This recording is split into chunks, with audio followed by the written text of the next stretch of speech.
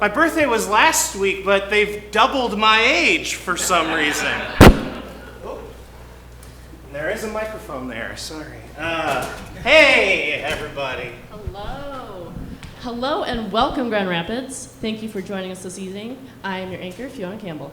And I'm your other anchor, Sean Francis. And because some of you might have been partying at Electric Forest with DJ Shaq, aka the best DJ, former basketball player turned rapper turned genie turned DJ, we've got the local, national, and world stories that you may have missed. You're welcome, Grand Rapids. This is NewsFlash. Our top story tonight, in case you missed it, apparently a bunch of people became marine biologist experts overnight last week. And worst of all, they didn't even find the heart of the ocean, the Corps de la Mer.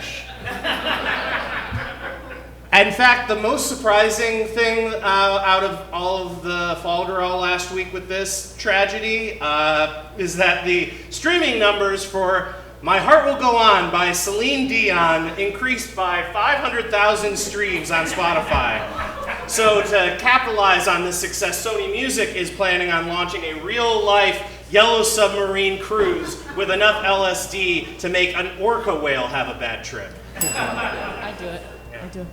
Me too. In other ocean horror news, a Spanish sailboat competing in an endurance race was also attacked by a pod of killer whales off the Strait of Gibraltar.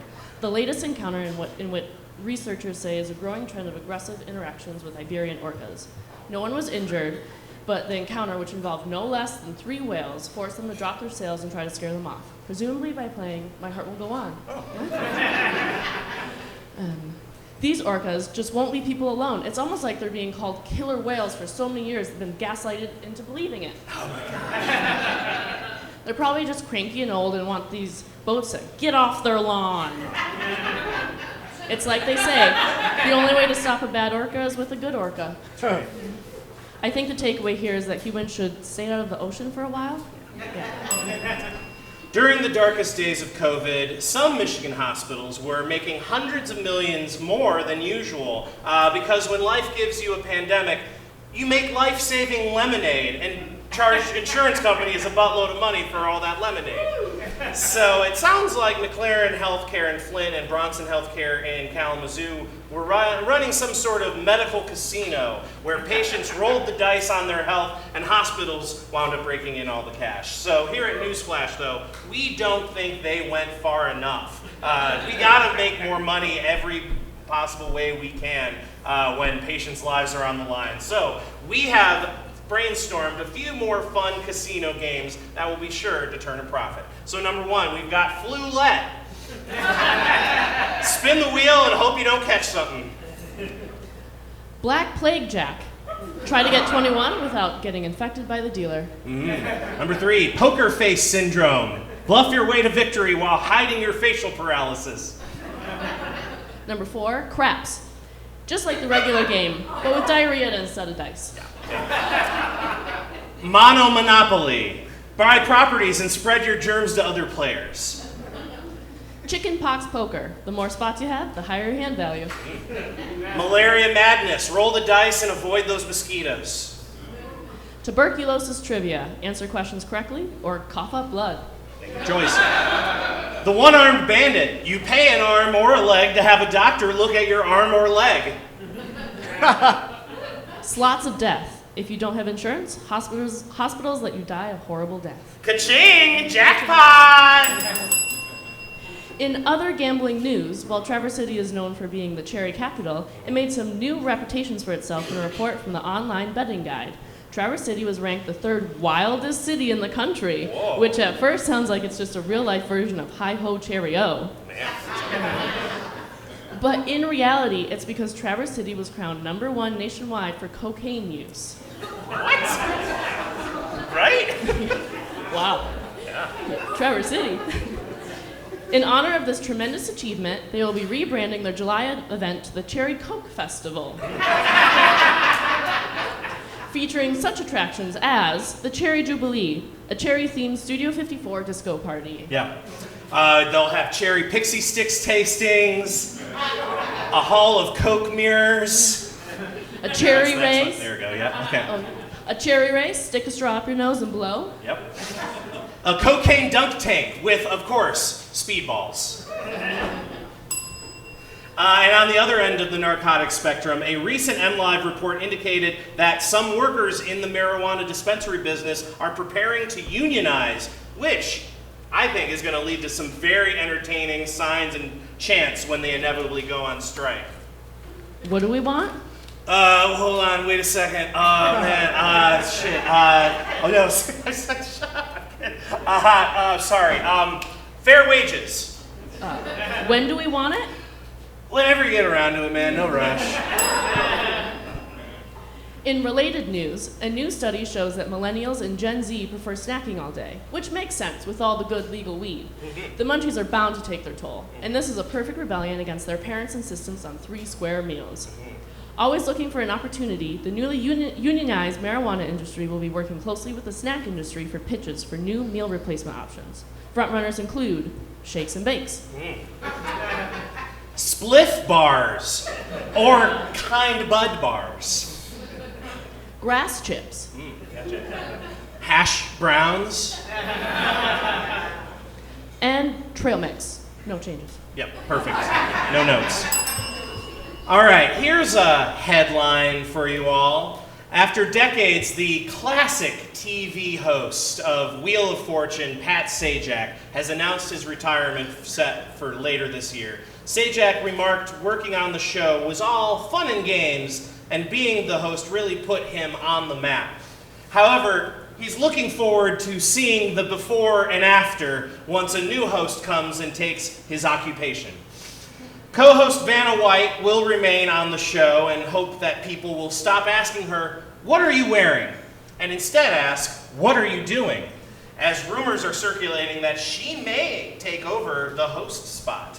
After all, that's showbiz, baby. You get it? Okay. Yep. Took me a second too when I read it. It's officially no longer winter, or full spring, or even normal spring. It's summer! Woo! And of course that means construction. Our good old friends MDOT announced no less than 12 road closures starting this week, including I-94 near Battle Creek, I-696 in Oakland County, I-75 in Genesee and Monroe counties, US 127 in Jackson County, and US 2 in the Upper Peninsula. Oh good, just in time for summer travel plans. Do you want to beat the traffic? Follow some of our helpful hints for avoiding long backups. Carpool, that way you can collectively funnel all your road rage into a new form of steam power. Rent or borrow someone's Tesla and just take a sleeping pill in the back seat and you can wake up when it's all over. All the construction's done. Walk. You'll probably get there faster. Yep.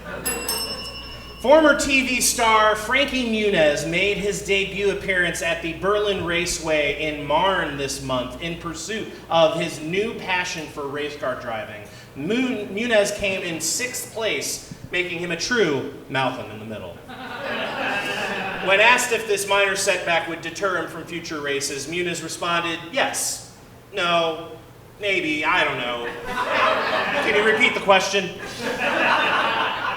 We here at NewsFlash are cheering Muniz on, though, as he continues his circuit tour, because sometimes we know life is unfair.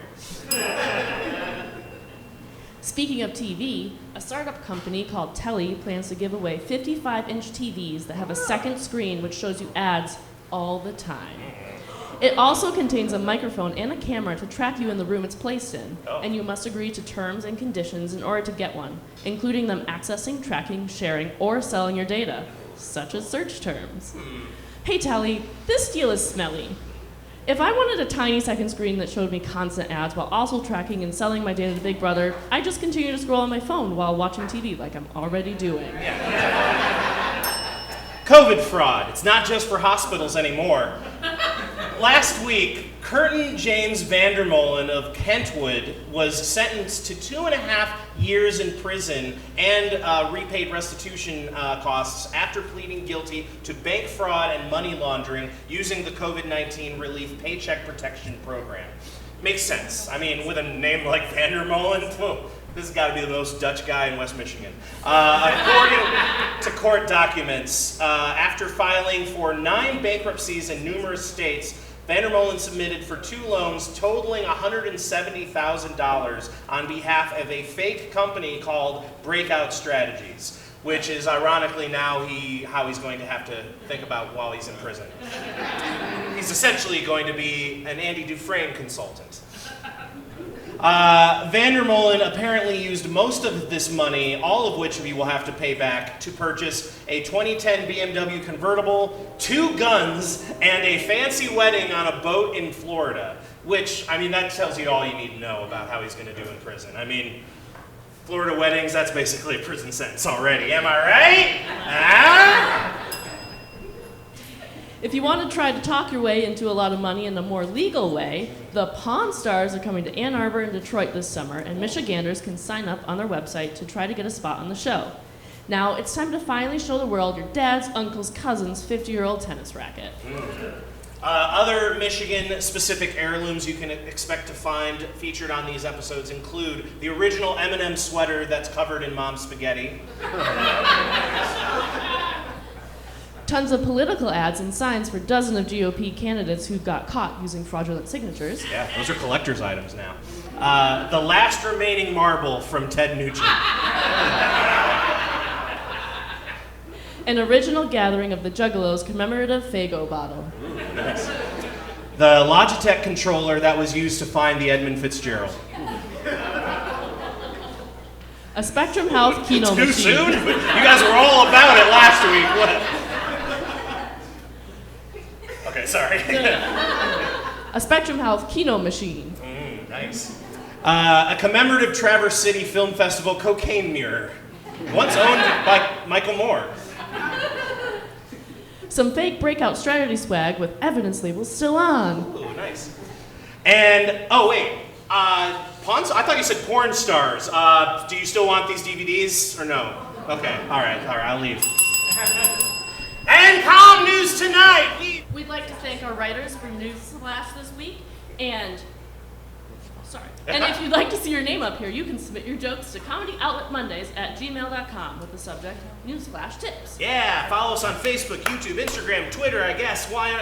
Rewatch videos from past shows, get lineups for future shows, get our submission form so you could put your act on this stage, and learn about other ways you can get involved. And if you don't want to mess around with all that, you can still just wait around after the show and hop up during our free open improv jam. Yeah! But now, Grand Rapids, you're welcome. Newsflash, this is Comedy Outlet Monday!